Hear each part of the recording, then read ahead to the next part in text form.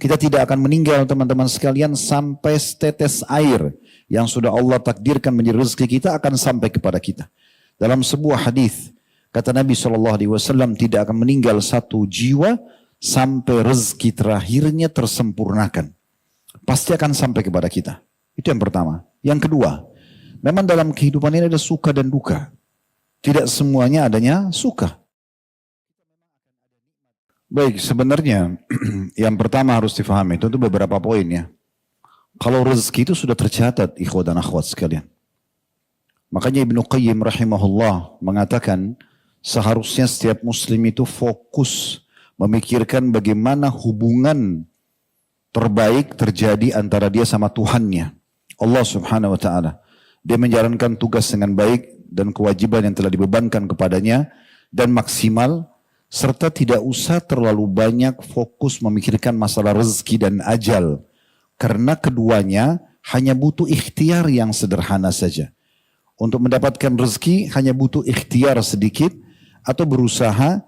Begitu juga dengan kematian butuh persiapan. Karena dua-duanya sudah dijamin dari sebelum penciptaan alam semesta ini.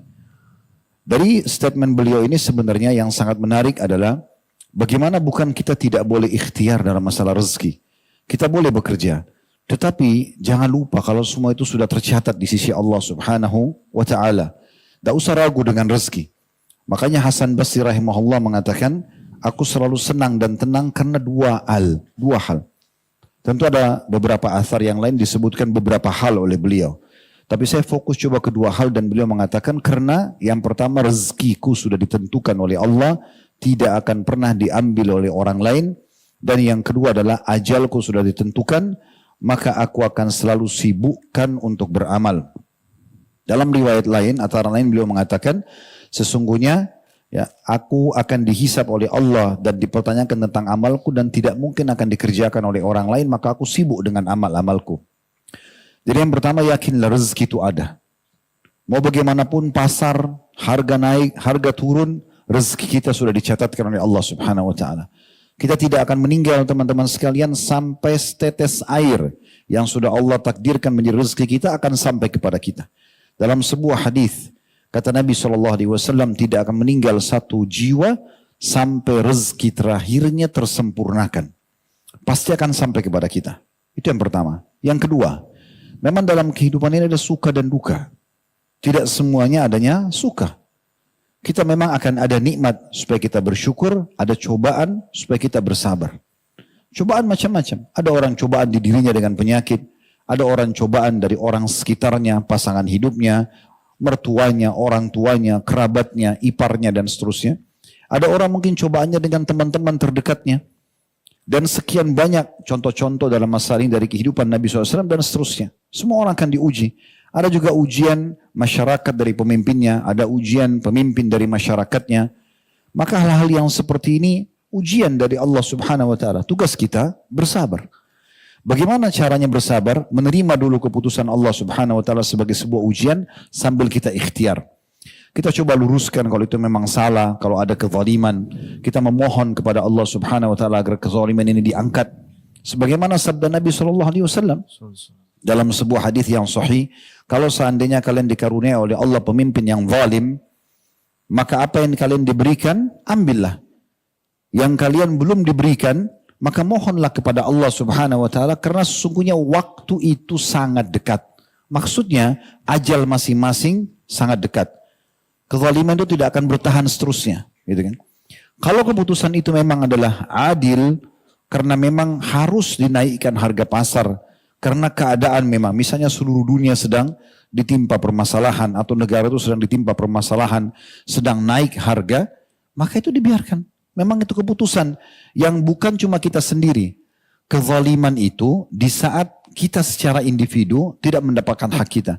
Tapi kalau merata, semua orang bisa merasakan karena memang itu kebijakan yang dianggap adil, maka itu adalah hal yang dibolehkan dalam syariat. Di masa Nabi Muhammad SAW, saudaraku seiman, pernah terjadi kenaikan harga pasar. Lalu datanglah beberapa orang sahabat dari hadis Jabir radhiyallahu anhu, hadis yang sahih. Mereka datang kepada Nabi SAW mengatakan, ya Rasulullah, harga pasar lagi naik. Tolong tentukan harga buat kami. Kata Nabi SAW, tidak. Dalam riwayat lain, biarkanlah. Kemudian datang orang kedua mengatakan hal yang sama. Nabi SAW mengatakan biarkanlah. Karena sesungguhnya penentu harga, penentu rezeki adalah Allah Subhanahu wa ta'ala. Di sini banyak sekali ulama menanggapi statement Nabi SAW. Kenapa beliau sebagai pemerintah tidak menentukan harga dan membiarkan pasar? Karena beliau tahu tentang kondisi di masa itu. Maka kita di sini teman-teman sekalian bersabar.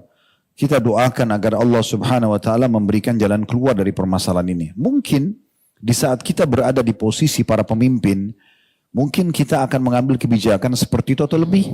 Kita tidak pernah tahu. Yang penting alhamdulillah kita dikuatkan dengan poin pertama, rezeki kita ada. Akan sampai kepada kita dengan izin Allah Subhanahu wa ta'ala. Maka tidak perlu khawatir dengan masalah ini. Tapi tetap tadi saya bilang di poin selanjutnya bersabar. Artinya sabar itu terima keputusan Allah Subhanahu wa ta'ala sebagai ujian, tapi sambil ikhtiar. Yang suaranya bisa sampai di saat ini memang adalah kezaliman, disampaikan. Seperti tadi sabda Nabi SAW, apa yang kalian diberikan, ambillah. Yang kalian belum diberikan, mohonlah kepada Allah Subhanahu wa ta'ala secara langsung. Ketahuilah, waktu itu sangat dekat. Kan begitu. Kalau keputusan itu adil, maka kita berdoa kepada Allah Subhanahu wa ta'ala, semoga Allah berikan solusi dari permasalahan buat negara misalnya, ya, atau keadaan yang sedang ada, supaya bisa kembali normal dan seterusnya. Caranya supaya kita bisa mengetahui tentang kondisi dan keadaan nikmat Allah yang ada kepada kita walaupun sebenarnya ujian sedang ada. Coba perhatikan orang yang lebih berat dari kita. Coba perhatikan kondisi orang yang lebih berat daripada kita. Jangan sampai teman-teman kita hanya sakit flu saja, kita sudah menganggap seperti sudah terjadi kiamat. Padahal di sekitar kita ada orang yang flu dan demam. Kalaupun kita flu dengan demam, ada orang flu, demam dan rematik. Ada orang stroke. Ada orang yang sekarang di masa ini, saya terus mengikuti keadaan teman-teman kita di Gaza, mereka makan rumput, gak ada makanan. Rumput, mereka cabut rumput, mereka makan. Sisa-sisa makanan yang sudah tidak layak dimakan, makanan-makanan hewan, mereka ambil. Karena tidak bisa lagi hidup. Seseorang anak muda di sana sekarang, mengirim sebuah cuplikan, dia meminum air dari bekas, maaf saya bahasakan WC. Air-air dari saluran pembuangan, mereka tidak bisa lagi punya air. Tapi dia dengan mengatakan, Alhamdulillah, tidak ada air lagi, saya mati kalau tidak minum. Tetapi saya merasakan air ini seperti air yang suci dan air yang sehat, karena saya tidak punya yang lainnya. Anak kecil, sudah nggak ada lagi orang tuanya. Terpaksa tidur di jalan, musim dingin sekarang. Di Palestina beberapa wilayah turun salju. Lihat keadaan mereka teman-teman sekalian. Kita cuma sekedar misalnya ada sedikit harga naik, tapi antum masih bisa makan. Termasuk di negara kita, Masya Allah, Tabarakallah. Artinya dengan adapun yang naik. Bukan saya membela kalaupun ini ada keputusan zalim. Saya tidak katakan juga itu zalim. Tetapi kita bisa melihat dengan kacamata yang berbeda tentang kondisi dan keadaan orang lain. Terlalu banyak orang yang lebih besar ujian daripada kita. Sampai hari ini, di beberapa negara di Afrika, setiap hari itu bisa dikatakan ribuan orang meninggal dunia karena kelaparan. Karena penyakit, mereka tidak ada obat. Mereka tidak punya pakaian dan segala macam hal. Kita Masya Allah bisa beli pakaian, masih ada pekerjaan. Cuma mungkin ada perubahan harga di barang. Kita coba ikhlaskan menerima keputusan Allah. Kemudian kita coba ikhtiar tadi saya bilang. Kalau itu zalim, minta sama Allah diberikan solusinya. Bukan supaya dibalaskan, tidak. Bagi supaya Allah berikan jalan keluar. Kalau itu adil, Allah juga memberikan pahala orang yang sudah berijtihad dan tetap mengembalikan kenormalan. Jadi coba lihat teman-teman keadaan-keadaan seperti ini, ya, supaya kita bisa sadar ternyata ada orang yang lebih berat daripada kita. Bahkan Nabi SAW mengatakan dalam sebuah hadis yang sahih, kalau sedang memuncak ujian Allah kepada kalian, ada musibah, ingatlah musibahku, karena musibahku itu akan meringankan musibah kalian. Musibah apa yang berat, lebih berat teman-teman sekalian di masa daripada Nabi SAW. Beliau orang terpercaya Mekah, tokoh masyarakat, jalur nasabnya jalur yang paling mulia, orang yang paling sempurna secara fisik, sangat tampan. Sebagian ulama ada yang mengatakan Nabi SAW lebih tampan daripada Nabi Yusuf alaihissalam. Nabi Yusuf punya sepertiga ketampanan dunia. Beliau terkenal, begitu jadi Nabi didustakan oleh kaumnya sendiri. Dimulai dengan pamannya Abu Lahab. Waktu Nabi SAW kumpulin orang untuk menyampaikan agama Allah, Abu Lahab yang pertama mengatakan, Tabban lak ya Muhammad. Kecelakaan buat kamu. Alihada jama'atana, apakah karena ini kau kumpulkan kami? Disuruh orang-orang bubar. Waktu Nabi SAW ingin berdakwah ke kota Taif, dalam beberapa asar disebutkan, yang menyusul ke kota Taif untuk menyampaikan masyarakat Taif dan tokoh masyarakat untuk menolak dakwah Nabi SAW, itu Abu Lahab, paman beliau sendiri. Dan seterusnya. Waktu Nabi SAW hijrah ke Madinah, yang menjual dan mengambil rumah Nabi SAW, yaitu rumah Khadijah, termasuk rumah besar di Mekah, itu sepupunya sendiri, saudaranya Ali bin Abi Thalib. Dan seterusnya, cukup banyak ujian. Kemudian di masa hidup beliau meninggal istrinya. Dan dari 7 orang anak yang Allah SWT karuniakan, 6 orang anak beliau meninggal di masa hidupnya. Jadi cuma 1 saja yang hidup di masa hidup Nabi SAW. 3 anak laki-lakinya, Al-Qasim, Abdullah, dan Ibrahim meninggal di masa hidup beliau. 3 anak laki-laki. Kemudian dari 4 anak perempuannya, Ruqayyah, Ummu Karthum, dan Zainab meninggal di masa hidup beliau. Kemudian tersisa Fatimah. Setahun setelah Nabi SAW meninggal, baru beliau meninggal radhiyallahu anhu majma'in. Ini ujian yang berat, gitu kan? Ujian yang berat. Bagaimana beliau sudah jadi raja, jadi nabi di Madinah, masih ada kaum munafikin yang menghina-hina beliau. Terlalu banyak contoh kalau kita ingin cari. Nabi SAW juga sakit, disakiti juga oleh orang lain. Jadi jangan kita berpikir teman-teman hidup ini, walaupun kita sudah berusaha maksimal menjadi orang baik, lalu tidak ada yang memusuhi kita. Nggak mungkin. Itu mengkhayal. Sehebat apapun antum menjaga tutur kata antum, sikap antum, pasti ada saja orang yang mencari permasalahan. Itu terjadi pada Nabi Muhammad SAW. Kan gitu. Saya pernah berbagi cerita kan. Saya kadang-kadang kalau lagi ingin melunakkan hati lebih jauh, ingin menambah keimanan, seringkali saya dengar tilawah imam-imam Masjid Haram. Satu waktu saya pernah dengar Syekh Abdullah Juhani, Dr. Abdullah Juhani, suaranya sangat bagus, Masya Allah, menurut saya.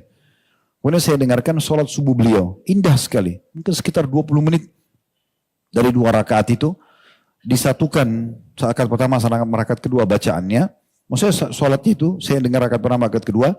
Setelah selesai, Masya Allah bagus sekali bacaannya. Tilawahnya juga enak didengar. Kebetulan juga Allah amanahkan saya bisa ngerti apa yang beliau baca, maka kita lebih tersentuh di situ. Tapi subhanallah selesai melihat cuplikan itu di YouTube, saya kaget melihat tidak sengaja ada orang yang dislike, jempol bawah.